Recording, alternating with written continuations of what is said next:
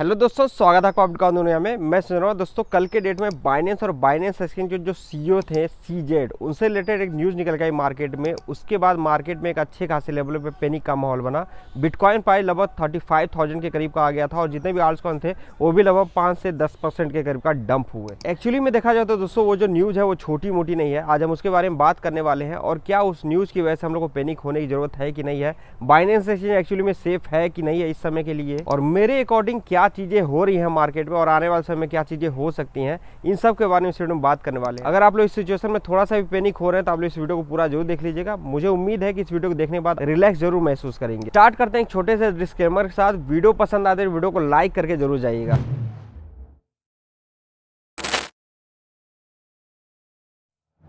दोस्तों, अगर आप लोग हमारे वीडियोस को देखते हो तो आप लोग को मैंने 9 महीने पहले ही एक वीडियो बना के बताया था कि यहाँ पे एसईसी जो है वो क्रिप्टो कंपनीज को टारगेट कर रही है। उसके बाद आज से 5 महीने पहले आप लोग को पता होगा, एसईसी ने बहुत सारा लॉ सूट किया था बहुत ही बड़े बड़े एक्सचेंजों पे और बहुत सारे बड़े बड़े क्रिप्टो करेंसीज। और ये एसईसी का जो इन्वेस्टिगेशन था वो लगातार भागों में चल ही रहा था। अभी इस इन्वेस्टिगेशन के दौरान ये पाए गए जो बाइनेंस एक्सचेंज है पे अवैध money transmission, anti money laundering operation और सैंक्शन वायोलेशन, और इसके अलावा यूएस ऑफिसर्स के द्वारा ये बताया जा रहा है कि कंपनी द्वारा इस प्लेटफॉर्म पर गैर कानूनी संचालन की सुविधा की अनुमति दी गई थी। इसमें बच्चों का शोषण, नशीली दवाओं का लेन देन और बहुत सारे वेल नोन टेररिस्ट ऑर्गेनाइजेशन को फाइनेंशियली सपोर्ट किया जा रहा था। और ये जितने भी लीगल एक्टिविटीज हो रहे थे, इन सब की जानकारी इस प्लेटफॉर्म को थी, वो जान के अनजान बन रही थी। तो अभी तक हम लोग ने देखा बाइनेंस के ऊपर कोई भी एलिगेशन लगाया जा रहा था तो जो सीजेड थे वो हमेशा से बताते थे कि ये इनके ऊपर जो भी एलिगेशन लग रही है वो सही नहीं है। तो इस तरह की न्यूज जब मार्केट में आती थी तो जब उनका रिप्लाई आता था तो मार्केट में जो पैनिक का माहौल होता था वो शांत हो जाता था। लेकिन इस बार ये जो एलिगेशन लगाया गया है इसको इन्होंने एक्सेप्ट किया है और अपने आप को दोषी माना है। और ये लगभग 4.3 बिलियन के करीब का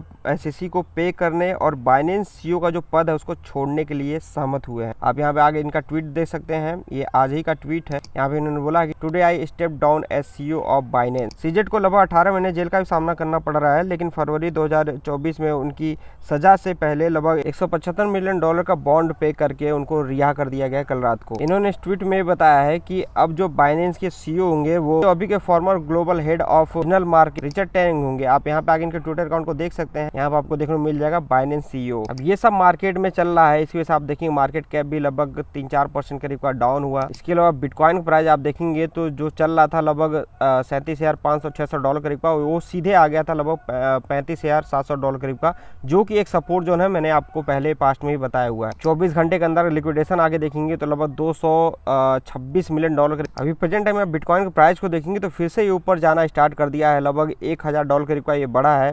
$36,500 करीब का चल रहा है।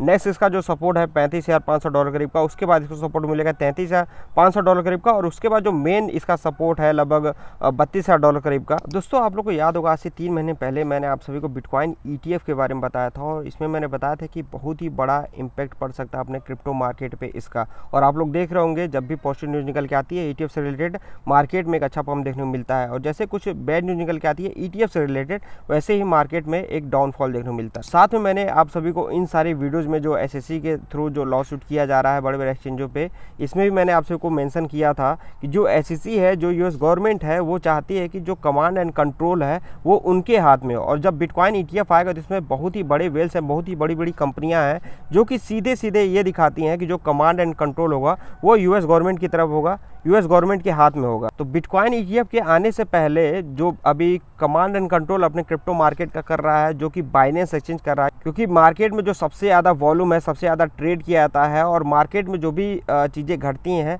वो देखा है तो बाइनेंस एक्सचेंज के थ्रू घटती हैं। वॉर करना है, अपने हाथ में कंट्रोल लेना है, तो सबसे पहले उसके ऊपर करना पड़ेगा। और कहीं ना कहीं वही चीज़ें एकदम सेम हुई हैं, जिसका जिक्र मैंने आप सभी को पास्ट के इन 2-3 वीडियो में किया था। बाइनेंस एक्सचेंज पे कोई बात आती थी तो बाइनेंस एक्सचेंज की जो सीईओ थे पहले सीजेड, वो आके उस सिचुएशन को कंट्रोल करते थे अपने ट्वीट के थ्रू। तो इनको भी अच्छे खासे लेवल पे टारगेट किया गया और फाइनली बाइनेंस के सीईओ पद से इनको हटा दिया गया। आप लोग को लगातार मैं न्यूज़ दे रहा हूँ कि बिटकॉइन ETF आने वाले दिनों में जल्द ही अप्रूव हो सकता है, और अभी कुछ दिन पहले पूरे चांसेस थे कि बिटकॉइन ETF जो है अप्रूव होगा, ये जो बड़ी बड़ी कंपनी है इन सब के, लेकिन इनको डिले किया गया। और उसके बाद ये जो न्यूज़ निकल के आ रही है बाइनेंस से रिलेटेड, तो मेरे हिसाब से इन सारे समीकरण को अगर हम जोड़ें तो ये जो कंपनी है ब्लैक रॉक और इसके अलावा जो बड़ी बड़ी कंपनियां हैं, इनका कंट्रोल आ जाएगा अपने क्रिप्टो मार्केट पे, और इन कंपनी को कंट्रोल करती है यूएस गवर्नमेंट। और इन सब को इस मार्केट में आने के लिए जो इस मार्केट का सबसे बड़ा वेल्स है उसको हटाना पड़ेगा, जो कि इन्होंने ये करके दिखा दिया है। जब ये प्रेजेंट टाइम का जो वेल्स है वो हटेगा, तभी इनका जो कमांड एंड कंट्रोल है इस मार्केट पे आएगा। अब ये जो मैं बात बोल रहा हूँ इसमें कितनी सच्चाई है और आपका क्या ओपिनियन है, क्या ये चीजें सही है कि गलत है, आप क्या सोचते हैं,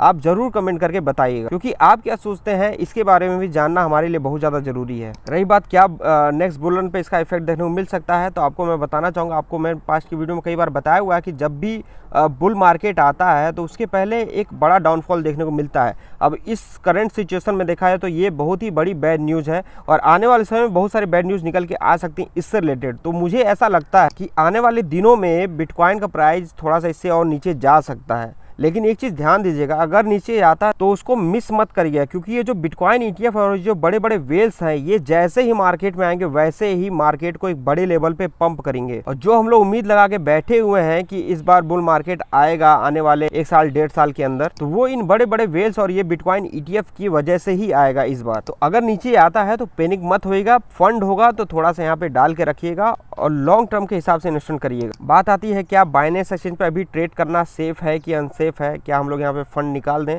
तो जब ये न्यूज़ निकल के आई, बहुत ही अच्छे खासे लेवल पे अच्छे खासे वॉल्यूम में यहाँ से फंड निकले हुए हैं, लेकिन प्रेजेंट टाइम में देखें तो ये जो एक्सचेंज है नॉर्मल चल रहा है, कोई इसमें प्रॉब्लम नहीं है। मैं अभी क्या कर रहा हूँ, तो मेरा जो फंड है यहाँ पे वो केवल ट्रेडिंग करने के लिए, मैंने आप सभी को बहुत बार बताया हुआ है कि कोई भी एक्सचेंज हो उस पर अगर आप लोग फंड रख रहे हैं तो केवल ट्रेडिंग वाला फंड रखिए। अगर आप होल्ड करना चाह रहे हैं तो होल्ड करने के लिए आप डिसेंट्रलाइज वॉलेट का इस्तेमाल कर सकते हैं। इसके अलावा जो अपना लेज़र वॉलेट है आप इसको इस्तेमाल कर सकते हैं। ट्यूटोरियल वीडियो है, आप जाके इस वीडियो को देख सकते हैं, नीचे डिस्क्रिप्शन में ऊपर आई बटन में इसका लिंक मैं दे दूंगा। और जिस प्रकार से एलिगेशन इस एक्सचेंज पे लगाए गए हैं, अगर एक्चुअली में वो सारी चीज़ें इस एक्सचेंज पे हो रही हैं तो इसके ऊपर इस एक्सचेंज को भी एक्शन लेना चाहिए। इस तरह का पैनिक का माहौल बनता है तो ये जो 15 क्रिप्टोकरेंसी मैंने बताया हुआ नेक्स्ट बुल रन के लिए, आप इस मौके का जरूर फायदा उठाएगा। तो ये इन्फॉर्मेशन दोस्तों इस वीडियो में, उम्मीद है कि आपको पसंद आएगी। इस तरह की इन्फॉर्मेटिव वीडियो पाने के लिए आप लोग चैनल को सब्सक्राइब करके जरूर जाइएगा।